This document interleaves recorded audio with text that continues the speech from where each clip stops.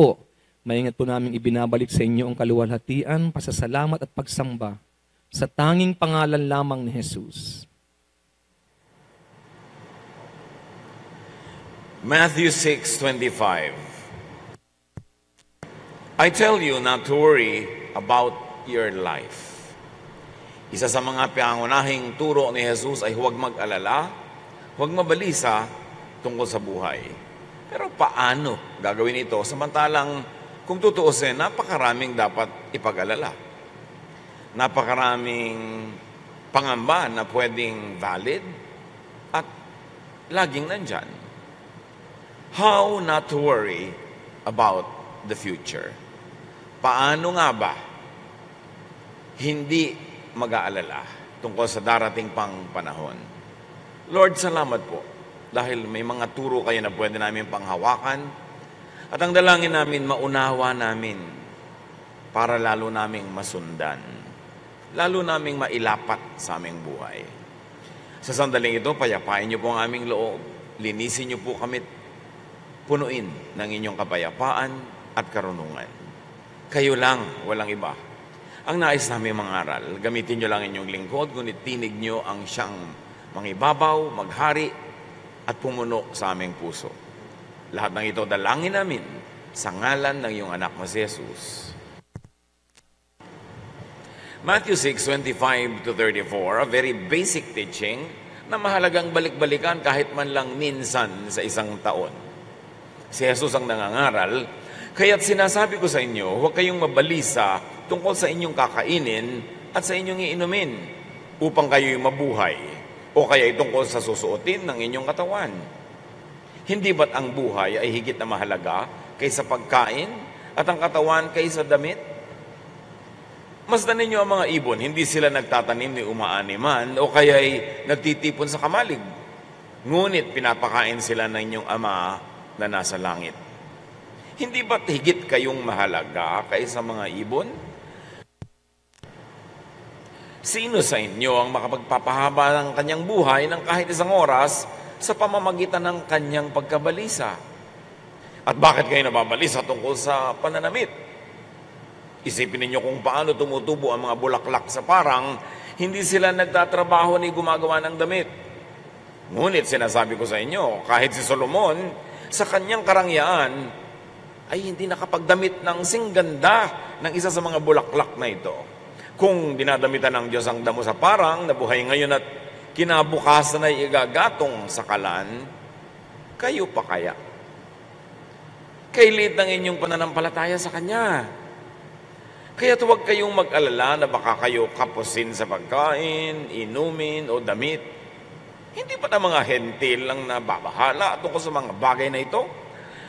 Alam ng inyong Ama na nasa langit na kailangan ninyo ang lahat ng ito. Ngunit ang higit sa lahat ay bigyang halaga ninyo ang kaharian ng Diyos at ang pamumuhay ng ayon sa Kanyang kalooban at ibibigay niya sa inyo ang lahat ng mga bagay na ito. Kaya nga, huwag ninyong alalahanin ang bukas, sapagkat ang bukas ang mag-aalala sa sarili niya. Sapat na ang inyong mga suliranin sa bawat araw. Napakaganda, napakasimple, pero bakit hindi maipamuhay ng makararaming tao? Kung nakakatakot ang kinabukasan, dapat sana nanakot si Jesus. Kung talagang nakakabahala ang darating pa, dapat magbigay siya ng babala. Pero baligtad. Ang katuroan ni Jesus ay tungkol sa pagiging payapa, pananalig, at huwag maging mabalisa at mag-alala. Matthew 6:25, balik-balikan natin isa-isa. I tell you not to worry about your life. Don't worry about having something to eat, drink, or wear. Isn't life more than food or clothing? Kung kayo'y 5 taon na, mag-aalala pa kayo, ay 5 taon na nga kayo na buhay. 10 taon, 15, 30, 50, 60 taon, nag-aalala pa kayo na magutom, buhay nga kayo ng nakaraang 60 taon. Ang dami na nating dinaan ng mga bagyo, mga gyera at kung ano-ano, buhay pa nga kayo. Lalo na kung 80, 90 na, ang haba-haba na ng panahon na napatunayan ng Diyos na inaalagaan kayo, doon pa kayo mag-aalala. Mag-aalala pa kayo kung ano-ano mangyari, mga dilubyo, ang haba na nga ng buhay eh. Kaya mas humahaba ang buhay ng tao, mas dapat hindi mas mapag-alala kasi napapatunayan na natin kung gaano katapat ang Diyos. Do not worry about your life, sabi ni Jesus. And technically, He was really saying, do not worry about your basic needs. Ang halimbawa niya ay inumin, pagkain, damit, basic needs. Food, shelter, clothing, drink. Sabi niya, sapat ang pagpapala ng Ama para sa lahat ng tao. Kinukulang lang yung iba dahil siguro ay nasa maling lugar, wrong timing, o yung iba sobrang kumakamkam, nauubusan na tuloy yung iba. Pero there is enough for everybody kung ang lahat ay mamumuhay lang ng ayon sa turo ng Diyos. At ang malalim na kahulugan ni Jesus John, life is much more than about basic needs.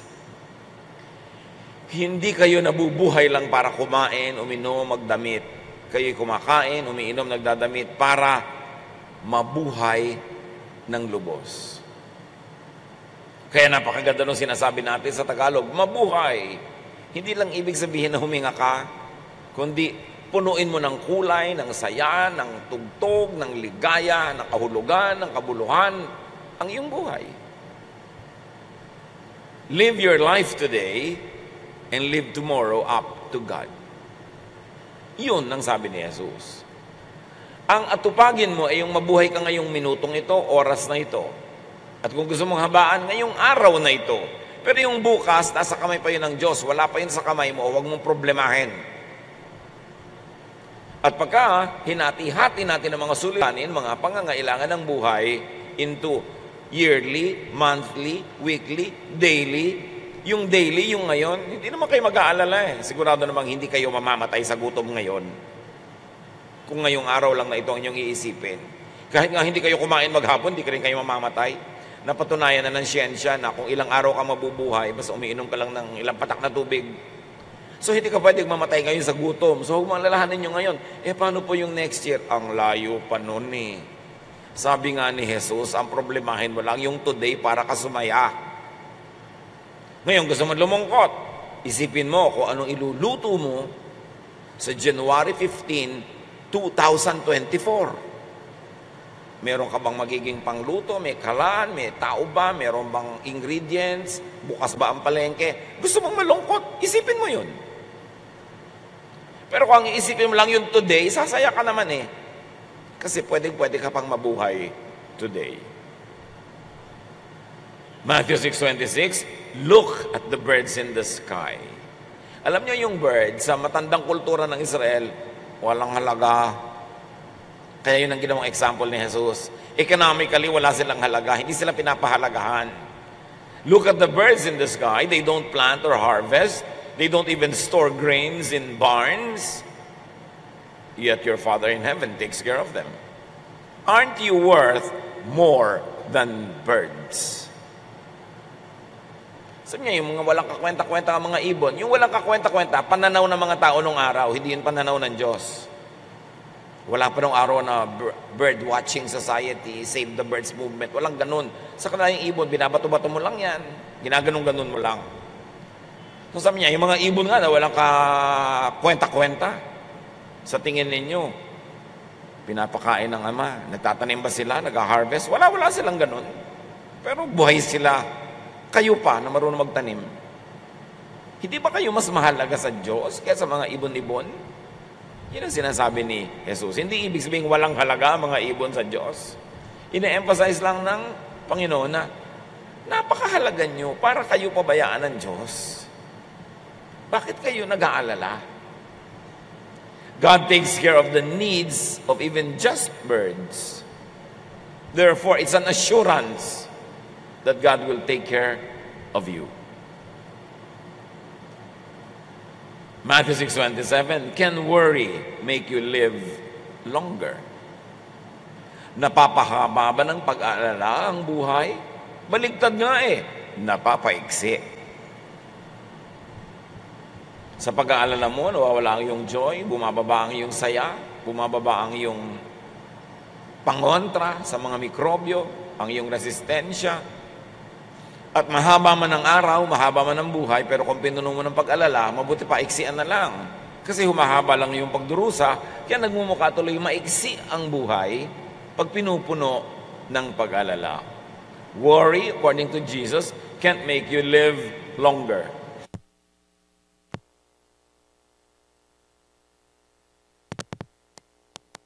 Quantitatively, it cannot make you live longer. Qualitatively, worry can't add to the quality and quantity of your life. Walang idadagdag na haba in terms of number of years, at walang idadagdag na taas o lalim o lawak in terms of enjoyment kahit ka nag-aalala. So, wala ka talagang benefit sa pag-aalala. Walang pakinabang ang pag-iisip, ang takot, at pag-aalala. Matthew 6:28-30. Why worry about clothes?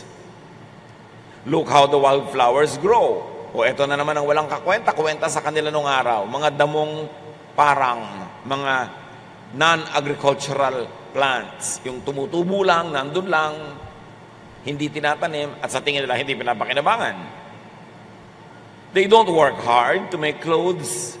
But I tell you that Solomon, with all his wealth, wasn't as well clothed as one of them. God gives such beauty to everything that grows in the fields, even though it is here today and thrown into a fire tomorrow. He will surely do even more for you. Why do you have such little faith? Sabihan ng mga damo, buhay lang sa sandali.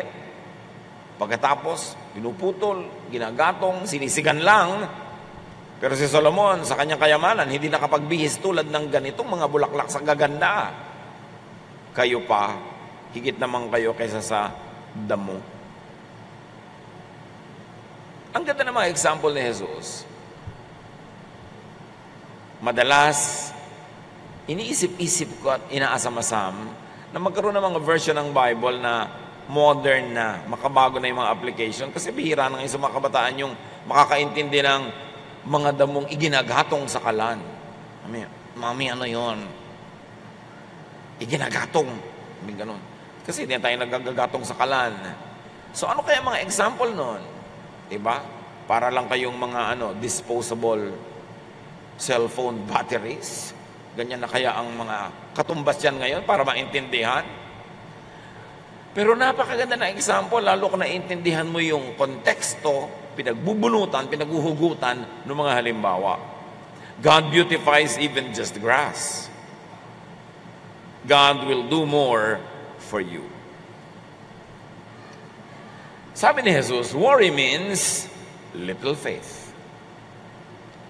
Ang pag-alala ay nangangahulugan ng kapraso, maliit, mababaw na pananalig. Pananalig sa Diyos na siya na mismo ang nagsasabi na don't worry. Sana sabi ng Diyos, worry. Sabi ni Jesus, worry. Hindi mag-worry ka. Ikabaligtaran nga ang sinasabi. Bakit tayo nagpipilit mag-alala? Hindi dinadaya tayo ng ating sariling guni-guni. And more faith translates into less worry. Pananalig. Hindi lang pananalig sa doktrina, pananalig sa mga katuruan, hindi.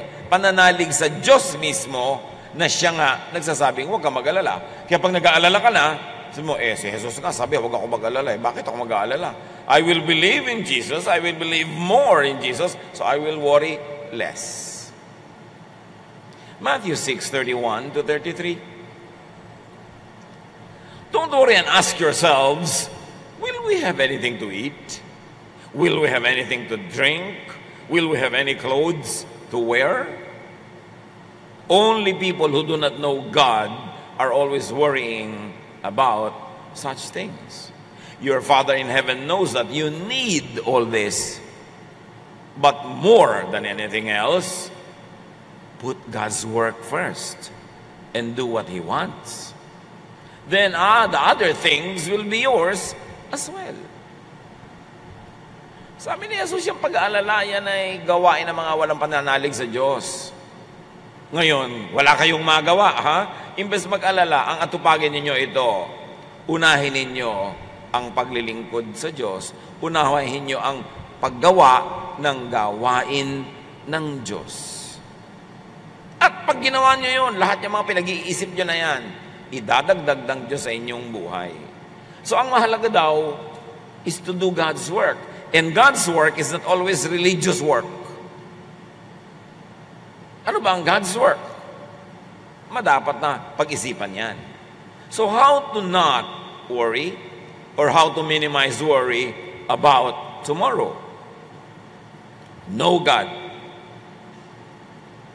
Know God more. Do not labor to know beyond what God wants you to know. Katulad ng future. Lagi may nagtatanong kay Jesus, kailan po ba ang inyong pagbabalik? Kailan ba ang katapusan ng daigdig? Bla bla bla. Sabi ni Jesus, hindi yan para sa akin sabihin at hindi ko nga yan alam. Mga anghel sa langit, hindi rin yan alam. Ama lang ang may alam. At kung hindi ko alam, hindi alam ng mga anghel, hindi nyo alam, bakit nyo pinipilit alamin? Kung mahalagang malaman, ipapaalam. Kaya hindi pinapaalam, kasi hindi mahalagang malaman yan ngayon. Nakita nyo yun? Ang sinasabi ni Jesus, unahin nyo ang gawain ng Panginoon sa inyong buhay, at huwag nyo atupaging malaman yung mga malayo pa. Hindi yan para sa inyo. Hindi yan para nyo pag-isipan. Hindi yan para laging ikatakot, alalahanin, kailan ba magwawakas ang mundo, magugulaw ang daigdig, kailan ba kayo muling babalik. Sabi niya, not the angels, not even the Son knows, only the Father knows. And if it's only the Father, ikaw ba ang Ama? Hindi po. Ba't mo inaalam? Pati ka manahimik, ang atupagin mo yung buhay mo ngayon. Nilinis mo ba ang bahay nyo ngayon? Nakipagkaibigan ka ba sa mga kaaway mo? Nakipagkasundo ka ba sa membro ng iyong pamilya? Naglilingkod ka ba sa kapwa? Yan ang atupagin mo, huwag yung gunaw ng mundo. Problema yun ng Diyos. In fact, baka nga ang pagkakaunawa ng marami sa gunaw ng mundo, iba naman. Sa tinutukoy ng Diyos, baka lihes kaya nakakatakot isipin. Kasi dapat hindi nakakatakot ang lahat ng plano ng Diyos. Kasi kung plano ng Diyos, maganda yun. Pero bakit ka natatakot kung plano yun ng Diyos? Malamang na mali ang pagkakaintindi ng marami tungkol sa end of the world. Hindi kasi dapat nakakatakot yun, dapat nakaka-excite. Bakit nakaka-excite? Because it's God's project. Pero panakot yan, syempre, pinakamalaking panakot ng relihiyon yung mga impyerno, yung mga end of the world, kasi napakadaling kontrolin ng mga taong takot. Pero si Jesus hindi nananakot. Sabi niya, huwag niyo isipin yung mga yan. Kung mahalaga talagang malaman, dapat ipinapaisip sa atin. So take it from Jesus. Sabi niya, huwag niyong isipin. May alam siya na hindi natin alam. At ang alam niya, hindi yun dapat katakutan at ipag-alala. Think about that. Alam ni Jesus ang kinabukasan. Dapat puro warning ang binigay niya at puro pananakot. Hindi. Sabi niya, have peace. Manahimik kayo. Don't worry about it. Alam ng Diyos ang pangangailangan nyo. Alam ng Ama, pangangailangan nyo rito at sa kabilang buhay. Sabi niya, in my Father's house are many rooms. I'm going there and prepare a place for you. So dapat mo ang asamin na mawasak na at magunaw ang mundo para malipat ka na dun sa room na yon. Bakit puro takot? Ano man ang ibig sabihin ng gunaw na yon, malamang hindi yun yung nakikita nyo lagi sa pelikula na ginagawa ng Hollywood. Alam nyo naman ang Hollywood, kumikita ba sa nakakatakot? Pati mga pateng, di ba? Matatalino, naglalakad pa sa lupa para kainin ka habang nasa bahay mo. Pag nagpapaniwala ka dyan sa Hollywood, lagi may mga alien na darating at ililigtas ka ni Superman. At ang buong mundo ay walang iba kundi New York City. Nakita nyo na ba ang Baliwag Bulacan? Sa end of the world ng mga pelikula, galing dyan sa Hollywood. Nakita nyo ba ang Baknotan, La Union? Nakita nyo ba ang Matnog, Sorsogon? No, it's always Los Angeles or New York. Pinaglololoko tayo niyang Hollywood. Kaya puro end of the world, puro alien invasion, tapos panood ka ng panood. Dapat si Jesus ang pakinggan mo, hindi Hollywood. At si Jesus ang pakinggan mo, hindi lang ang mga simbahan, ang mga relihiyon na laging tumutubo at tumatabo ng pera pag nananakot sa mga tao. Kasi sinasabi ni Jesus, manahimik ka nga, huwag mong isipin yan. Alam yan ng Diyos. At pag hindi ipinapaisip ni Jesus, ibig sabihin, hindi dapat isipin. So prioritize, maximize God's work around you and in you. At yan ang binabanggit ko kanina, hindi lahat ng God's work, religious work. Do what God wants. Obey God. Maging mabuti ka sa kapwa, yan ang gusto ng Diyos. At maging mabuti ka rin sa iyong sarili. Sabi ni Jesus, love others as you love yourself. Hindi niya ipinagbabawal na mahalin mo yung sarili. Huwag lang yung sarili mo lang ang minahal mo, tapos yung iba hindi na. Mahalin mong iba, mahalin mo rin sarili mo. Yan ang God's work. Turuan kang manahimik, turuan kang magbigay sa kapwa. At sinasabi ni Jesus, yung mga dumalaw sa mga preso, yung mga nagpakain sa mga gutom, dumalaw sa mga mahihirap, nagbigay ng damit sa mga giniginaw, yan ang makakarating sa kaharian ng Diyos. Wala naman sinabing religious membership. Yung mababait sa kapwa, yun ang gumagawa ng gawain ng Diyos. Hindi lahat ng gawain ng Diyos ay religious. Marami pa ngang religious work na hindi gawain ng Diyos. Tulad ng maghusga, magtiwalag ng kapwa, magtakwil, mag-judge, to feel self-righteous. Hindi gawain niya ng Diyos, pero gawain niya ng religion. Dapat mag-mature na ang mga mananampalataya. Mapili nyo na sa isip nyo at mapaghiwalay kung ano ang gawain ng Diyos at kung ano ang religious work lamang na hindi naman pala gawain ng Diyos. At pagka naintindihan mo kung ang ibig sabihin ng gawain ng Panginoon, yung katuruan ni Jesus na magtiwala ka, magmahal ka sa kapwa, ipagtiwala mo ang future sa Diyos, 90% ng mga takot na yun, mawawala eh. Kaya lang naman nagbabait-baitan yung iba sa takot sa impyerno, sa takot na mapalo, maparusahan. Kaya kahit ang bait-bait mo kunwari, guilty ka pa rin dahil alam mo namang hindi totoo ang marami doon. Pero pag naintindihan mo yung walang hanggang pagpapatawad ng Diyos, walang patakarang pagtanggap, pag-ibig, doon ka mapapanatag. Kasi una, matatanggap mo yung sarili at malalaman mong tinatanggap ka ng Diyos kahit kulang-kulang at giba-giba ka. At matutunan mo rin tanggapin ang kapwa. Doon pa lang magkakaroon ng kapayapaan. Habang ang umiiral sa atin ay pagtakwil sa kapwa at pagtakwil sa sarili at pagkukunwari at pagbabalat kayo at pagpipretend na hindi naman talaga tayo yon pero yun ang pinapamukha natin sa tao, walang kapayapaan doon. Kaya matatahimik ka lang pag tinanggap mong ano man ako, ganito lang man ako, mahal ako ng Diyos, pinapatawad, nililinis. At ganoon din ang gagawin ko sa kapwa ko. Papatawarin ko rin. At kung matutulungan ko siyang mag-self-cleansing without me being judgmental and oppressive, I will do it. I will clothe the naked. I will feed the hungry. I will be good to the people around me. I will take care of the planet. Yun ang unang utos kila Eva at Adan. Manage the garden. Yun ang kingdom of God.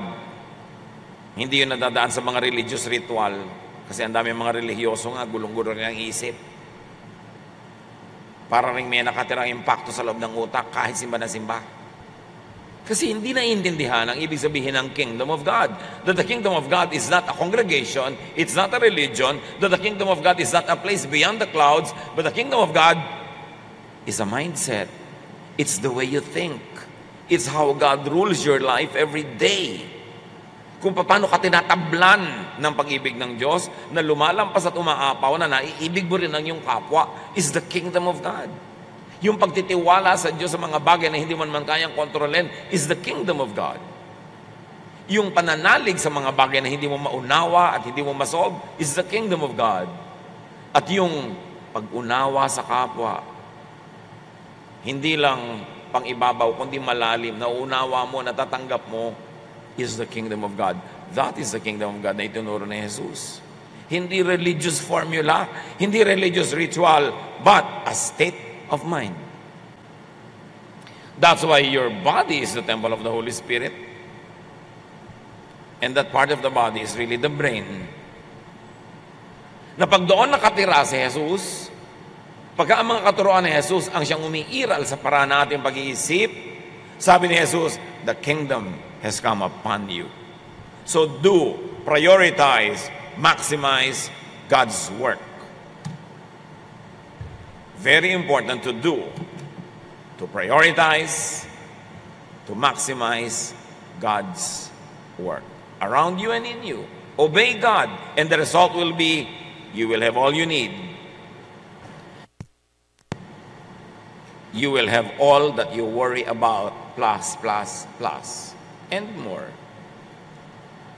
Or, even if you didn't get everything you wanted, because there's a change in your heart, a change in your thinking, you will need less. Sino bang mayaman? Yung maraming need at maraming kayamanan pero kulang pa rin, o yung konti lang ang need, so madaling sumaya? Yang pagyaman ay hindi nakukuha sa pagdami ng ari-arian. Ang pagyaman talaga ay nakukuha sa pag-unti at pag-unti ng pangangailangan. When you need less, you are rich. But even if you had a lot of money, but you need so much, you're always poor. You will always be miserable. Wealth is not how much you have. Wealth is how much you don't need. And in that case, maraming pwedeng yumaman kahit walang pera. At maraming pwedeng manatiling dukha kahit mapera. Ang katuroan ni Jesus, pagpapalit ng pag-iisip, hindi pagsunod sa mga ritual, hindi mga gawain na panlabas. It's a change of mind. Kaya sabi sa Romans 12, be changed by the renewing of your mind. And room for improvement inside the mind is the biggest room in the world. Hindi mo mapabago yung mga nangyayari sa labas, pero oras na binago mo ang takbo ng iyong isip, lahat may iba. At doon mo matatagpuan ang kingdom of God. Not in membership in any religion, but in a change of attitude. When you begin to let Jesus rule your mind, your thought, your values, and the teachings of Jesus will inform your every practical activity, sabi ni Jesus, indeed, the kingdom has come upon you. Kaya si Zacchaeus, nasakim, nagnanakaw sa mga tao, nung nakilala niya si Jesus, sabi niya, ibabalik ko sa lahat ng mga dinaya ko yung mga kinuha ko sa kanila. Bibigyan ko pa na interes. Kalahati ng kayamanan ko, ibibigay ko pa sa mahihirap. Sabi ni Jesus, indeed, salvation has come to this house. At hindi siya gumawa ng religious formula, hindi siya nagmiyembro ng anumang sekta, nagbago ang kanyang pananaw. Naligtas siya sa impyerno ng kasakiman niya. Naligtas siya sa impyerno ng takot na mawala ng pera, na nagiging masama na tuloy siya sa kanyang kapwa. Naligtas siya sa kanyang mga sariling kadiliman dahil siya ay napagliwanagan ng katuroan ni Jesus. Yun ang kaligtasan. Hindi mag-member ka sa amin, ligtas ka na. Ba't ganun pa rin ang ugali? Walang naiiba. Nakakapagligtas pa talaga yung membership. Ano ba kaligtasan? Kaligtasan din yan mula sa mga sarili mong kasakiman, mga pansariling kagustuhan, mga pansariling takot, nerbiyos, mga pansariling inggit, pag-iimbot, selos. Dapat doon tayo maligtas. Yun ang impyerno sa buhay na ito. Not to discount the other form of hell being taught in Scripture. But the most immediate hell that people must contend with and must purge out of their lives is the hell of daily living, which comes from evil thinking, which comes from misguided values. No amount of religion will give you that salvation. It's only a change of mind. And that change of mind happens when you really accept Jesus into your heart, which really means into your mind. And what does it mean to accept Jesus? Yung ba yung Lord, tinatanggap po kita? Pwede yun. Pero kung wala nung tunay na pagkaunawa ng teaching ni Jesus at sinasabi mong yung teaching nyo ang gagawin kong pamantayan sa buhay ko, papalitan ko yung pananaw ko dahil ito yung pananaw nyo, yun ang tunay na pagtanggap kay Jesus. Hindi lang pumikit po tayong lahat at sumunod sa akin, Jesus, tinatanggap kita sa aking puso. Pwede ba naman gawin yun? At pwede talaga makapagligtas yun kung naiintindihan mo ibig sabihin at kung tatablan ka. Pero kahit ilang beses mong tanggapin ang tanggapin, may nagpapatas ng kamay, may kasama pang tumbling, pag hindi ka nagbago ng pag-iisip, wala ka nung ganong kaligtasan. Huwag tayong malibang, parang inaawit na ka ng ibong adar na nalilibang tayo na, ay, ligtas na ako. Kasi noong April 3, tinanggap ko. Ano ibig sabihin na tinanggap? Wala namang nagbago sa pananaw mo. Lagi ka pa rin takot, lagi ka pa rin galit, lagi ka pa rin judgmental. Anong tinanggap mo? Nasaan? Dapat reviewin. Ang tunay na tinatanggap, yung paraan ng pag-iisip ni Jesus. Na kung ganun ka na rin mag-isip, the kingdom has come upon you. Because the kingdom of God is not there, it's not here. Sabi nga ni Jesus, the kingdom of God is not there. Huwag niyo sabihin, susunod kayo pag may sabing, ayun, ang tagapagligtas, nasa labas, nasa gubat, nandito, nandun. Huwag kayong sumunod. Sabi niya, the kingdom of God is not here nor there. The kingdom of God is within you. Sa pag-iisip. Pag naghari na si Jesus sa pag-iisip mo, to the point na yung isip mo ang nagiging boss para gawin ng iyong paa, ng iyong kamay ang mga sinasabi ng boss mo na isip, Lord muna si Jesus. Pero yung mga Lord, Jesus is my Lord, Jesus is my Lord. Pagkatapos sinasabi niya, have peace, hindi ka peaceful. Sinong Lord nun? Hindi siya. True spirituality happens when people change the way they think. Let God change the way you think. Kasi kahit bihisan mo ang sarili mo ng mga religious clothes, dalhin mo ang mga pinakamalalaking version ng Bible, pag ganun pa rin ang pag-iisip mo, matatakotin, mapagduda, mainggitin, sakim, hindi ka pinagaharian ng Diyos. Do not be deceived. A change of heart. At sabi ni Jesus sa Matthew 6:34,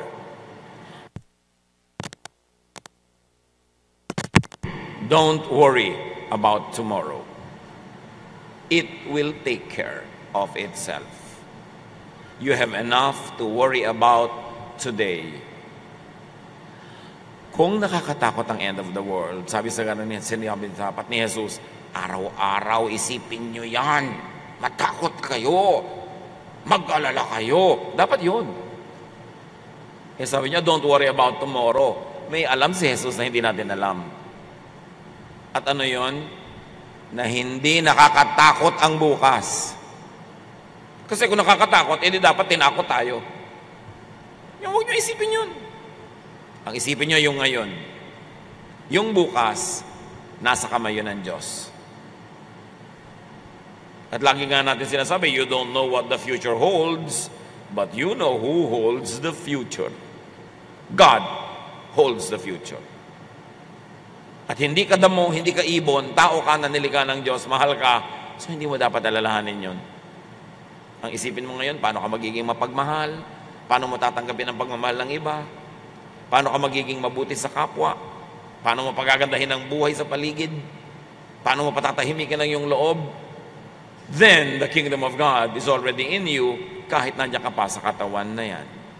So, focus on, attend to present needs and projects. Like, plant today. Kung takot ka na rin lang tungkol sa future, eh di magtanim ka ngayon para sa future, anihin mo yung gusto mo. Plant today, and you should have planted yesterday what you want to harvest tomorrow. Channel your energies into planting today what you want to harvest tomorrow, so you will have less to fear about tomorrow. Gumawa ka ng mabuti ngayon sa kapwa para bukas may anihin kang kabutihan mula sa kanya o sa ibang tao man. Magtanim ka ng kamote ngayon para bukas may dukutin ka sa lupa na kamote. Mag-aral ka ngayon para bukas may alam ka. Mamuhunan ka ngayon para bukas meron kang tubo. Kung gusto mo talagang tingnan yung today, magtanim ka. Yun ang atupagin mo. Huwag matakot tungkol tomorrow. Proverbs 14:14, you harvest what you plant, whether good or bad. So plant today what you want to harvest tomorrow. Work. Save. Invest. And allow others to do this. Kung meron naman kayong napipitas-pitas na prutas mula sa kapwa, huwag nyo namang araw-arawin, hayaan nyo naman siyang may mga bunga din na tumanda, maging magulang, para maitanim din niya at magkaroon siya ng ibang itatanim kinabukasan. Payagan nyo naman yung kapwa na medyo ipon-ipon. Huwag nyo laging talbusan. Hayaan natin yung ibang kapwa natin na makapag-invest naman. At sabi nga, seek first His kingdom and His righteousness, and all this will be added to you. Which really means do God's work. And as we have said, it's not only religious or sectarian work. God's work is to do good to others and to yourself, with or without a religious label. Sa palagay niyo ba ang Diyos may relihiyon? Member kaya ang Diyos ng anumang relihiyon? No, God is bigger, above, beyond any religion. Kaya lang, pinag-aagaw-agawan, inaangkin ng mga relihiyon ng Diyos sa kanila lang. Naniniwala kayo na pwede magkasya ang Diyos sa iisang relihiyon lamang? Laki-laki niya. Kayang ilagay ng mga relihiyon sa kanila mga doktrina ang buong kaluwalhatian ng Diyos. Maniniwala ba kayo doon? Ang laki ng Diyos. Palakihin natin ang ating utak. Huwag tayong pakulong sa mga sectarian and denominational walls. Branding lang kasi ang ginagawa ng mga religion. Inaangkin nila yung Diyos para sila lang ang pwede puntahan. Sa kanila ka lang mag-donate. Dapat tapos na yung mga ganong mga kadiliman ng pag-iisip. Palayain nyo ang Diyos sa mga pinagkulungan sa kanya mga imahen ng mga religion. Ganito ang Diyos, ganito ang Diyos, ganito ang Diyos. Ano yung mga relihiyon? Gumawa ng mga imahen tungkol sa Diyos. At hindi lang physical imahen, mental images also. That to the point that we now limit God according to how the religions of the past had declared God to be. Magkaroon kayo ng personal searches, personal na kaliwanagan na nagmumula sa pagmumuni-muni, pagbubulay-bulay, pag-isip-isip. Hindi lang yung isinusubo sa atin ng mga religious teachers. Bawat tao may relasyon sa Diyos. Dapat mo yung saliksikin. Hindi ka lang pakulong sa mga imahen at drawing na ginawa ng religion tungkol sa Diyos. Kasi marami ito, hindi totoo. Pag naniwala ka sa mga drawing at imahen na ginawa ng religion tungkol sa Diyos, parang ang Diyos ang sungit-sungit, ang kunat-kunat, ang hirap-hirap kausap. Mga pinalabas nila, laging transactional yung relationship. Laging dapat mo suhulan ng Diyos. Magsakripisyo ka para matuwa ang Diyos. Ganun kaya yung Diyos natutuwa at nagsasakripisyo ka. Tayo nga mga magulang makasalanan. Hindi tayo natutuwa ang nasasaktan ng anak natin. Diyos pa sa langit ang matuwa na nasasaktan ka. Dapat nating suriin. Kasi ikinulong ng 1,000 taon ng mga mararelihiyon ang Diyos sa mga imahen, sa mga mold na nilikha nila. Some of those molds could be truthful, some partially true, but some outrightly wrong. Kaya si Jesus ipinadala ng Ama para ituwid ang mga baluktot na turo tungkol sa Ama, para itama ang mga mali, liwanagan ang mga madilim, at pabaitin ang Diyos na pinalupit ng religion. Ginagamit ng mga malulupit na mga religious leaders, nagtatago sila sa likod ng Diyos, yung kalupitan nila, sinasabi nilang kalupitan ng Diyos para sila pakinggan. Mabait ang Diyos. Mabuti. At yun ang Diyos na ipinakilala ni Jesus. Kaya dapat salain ang lahat sa pamamagitan ng katuruan ni Jesus. Kasi kung lahat naman pwede, ba't pa siya dumating? Salaan nga siya ngayon. Lahat ng hindi papasa sa salaan na ito, ilagay na sa history. Sabi ni Jesus, I came that you might have life. Ibig sabihin, walang life yung mga tao. And have it abundantly. Ibig sabihin, konting-konti lang ang tunay na buhay nila. Sabi niya, I am the door, I am the way, I am the truth. Ibig sabihin, lahat ng iba, hindi sila yung door, hindi sila yung way, hindi sila yung truth. Sabi niya, you cannot come to the Father except through me. Anong ibig sabihin? Hindi mo mararanasan ang paghahari ng Diyos sa iyong isip, liban na lang mag-isip ka tulad ng pag-iisip ko, liban na lamang na mag-isip ka tulad ng itinuturo ko sa iyong pag-iisip. Ako ang daan patungo sa Ama. Pag nag-isip ka tulad ng pag-iisip ko, pag itinuro-turo ko sa iyo, sinunod mo, mararanasan mo ang paghahari ng Ama sa iyong buhay. Ngayon, and in the future, you will have the kingdom of God. Yung iba naman, inangkin nila yon. I am the door, I am the way, no one comes to the Father except through me. Bigla na ngayong religion namin yan. Religion namin ng door, religion namin ng way, religion namin ang tanging paraan sa Jesus. Pag hindi ka naging member namin, hindi ka pupunta sa Ama. Naniniwala kayo sa ganung pantasya? Nalilimitahan ng Diyos ang daan patungo sa Kanya sa isang religion lang. O, pag hindi kayo dumaan sa religion na yun, hindi kayo makakarating sa akin, sorry na lang kayo. Sa palagay nyo may ganun? Ano ba yung kingdom of God? Lugar na pupuntahan mo, may tunay na pinto. Pagka hindi binuksan nung may hawak ng susi, di ka makakapasok. Literal ba yon? O ang kingdom of God is the way you think, the way you feel, the way you look at life. And in the next life is another kingdom, at hindi yun ang business natin ngayon. Ang business natin ngayon is to have the kingdom of God in our hearts today. And the way to that kingdom is Jesus. That way is a way of thinking, a way of value system. More is the way you live your life, then you will experience heaven on earth. Kaya sabi ni Jesus, give us this day our daily bread. Thy kingdom come. Hindi naman niya sinabi na, sabi ng mga disciples, teach us how to pray.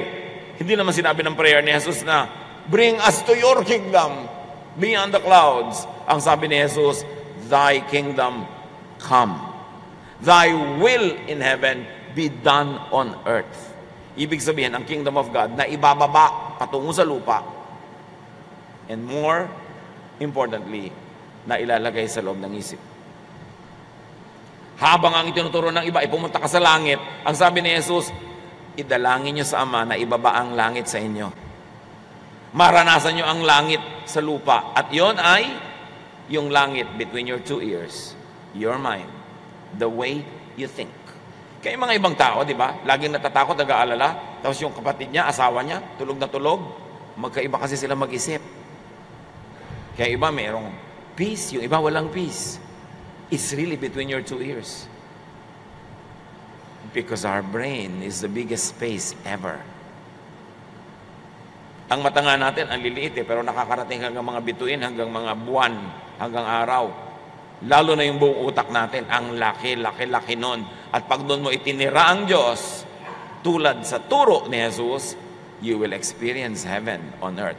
Thy kingdom come, thy will be done in my life as you would like it done in heaven. Yun ang Lord's Prayer. Palitan ang pag-iisip. Ipalit ang katuruan ni Jesus. Let your body and mind be God's kingdom. Let God's way inform, shape, and flavor your daily life. And in all this, rely on God. Sa pag-alala, natural lang. Natural lang na dumaan-daan yung pag-aalala, pero hindi natural na alagaan mo, patirahin sa buhay mo. Sabi ni Martin Luther, you cannot stop birds from flying over your heads, but you can stop them from nesting in your hair.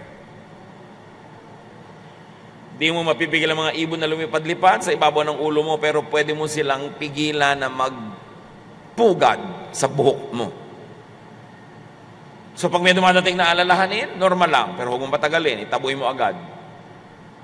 Tumatagal yan kasi hospitable ka. You're a good host. Pero pag itinaboy mo yan, hindi yan pwede magtagal. Resist the devil and he will flee from you. Laging iniisip natin yung devil, yung may sungay, may pakpak na itim, may dalang malaking tinidor, kahit wala namang ganun kalaking hotdog. Laging nalilisik ang mata, may mga kaliskis. That very devil could be the way you think. Sabi niya, resist the devil. Resist that negative thinking. Resist that fear. Resist that worry. Resist the devil and he will flee from you. Sa isip natin nagmumula ang lahat ng yan. Mga tukso, mga ganyang bagay. Tayo nag-iisip yan. Kaya, ang pinakamagaling malupig ay ang lupigin mo ang iyong negative thinking. The biggest challenge is not to win a war against the world, but to win a war against your own negative, fearful, worrisome thinking. At pag nangyari yon, tatahimik ang buhay. Nasa isang bangka, si Jesus at ang kanyang mga disciples, may bagyo, sinisiklot-siklot ng alon ang kanilang sasakyan at pinapasok na ng tubig ang kanilang bangka. Group 1, worried na worried, takot na takot, mga disciples. Group 2, mag-isa si Jesus, tulog. The same situation around, pero magkaiba ang laman ng isip nila, kaya magkaiba yung lifestyle nila at that very moment. At sabi ni Jesus, nung ginising siya, ano ba kayo? Yan lang ginigising-gising niyo ako. Tumahimik yung tubig at dagat. Pero kailangan pa bang ipakita ni Jesus yung gano'n para tumahimik yung tubig at dagat? Kung tahimik si Jesus ang tatutulog, edi gayahin mo. Kasi kung nakakatakot ang sitwasyon, dapat nag-worry na siya eh. Hindi kasi natin ginagaya si Jesus kung sino-sino ang ginagaya natin. Katulad din sa pagtingin sa mga tao, akala natin, iniisip natin makasalanan, masama, bla bla bla. Hindi naman si Jesus ang ginagaya natin eh. Kasi kung si Jesus magpapatawad, magmamahal, tatanggap, iba ang ginagaya natin. Kaya may impyerno tayo sa buhay. Dala-dala natin dito. This should be the kingdom of God, not the kingdom of the devil. Salain ng mga iniisip, itaboy ang mga ayaw ni Jesus. Kaya napakahalaga, kilalanin pa, alamin pa ang katuruan ni Jesus. Maraming Kristiyano, hindi si Jesus ang kilala. Kung sino-sinong karakter sa Bible na sinusunod, hindi si Jesus. Kaya wala pa rin pagbabago sa buhay. Only Jesus lived the perfect life. Only Jesus is the true Son of God. Only Jesus is our Savior. So, apply Jesusness in everything. Filter every teaching through the teaching of Jesus, and you will have peace. You will have the kingdom of God. Ama namin, palawakin yung isip namin. Itaboy nyo yung mga dilim. Papagliwanagan nyo po ang aming isip nang maunawa at maipamuhay namin kung anong ibig sabihin ng manalig kay Jesus, tanggapin si Jesus sa aming buhay. Lead us. Teach us. Pagbulay-bulayan natin ito sa mandali, mga kapatid. At yung mga mahiling mag-alala, lalo na ang mga napakahiling mag-alala, tablan naman tayo ng salita ng Diyos. Tablan tayo ng mga katuruan ni Jesus. Siya ang iluklok sa trono ng ating isip. Think about these things. Pray to the Father that the peace of Jesus will rule in your lives as His thinking becomes your way of thinking. Be with the Lord in silent reflection.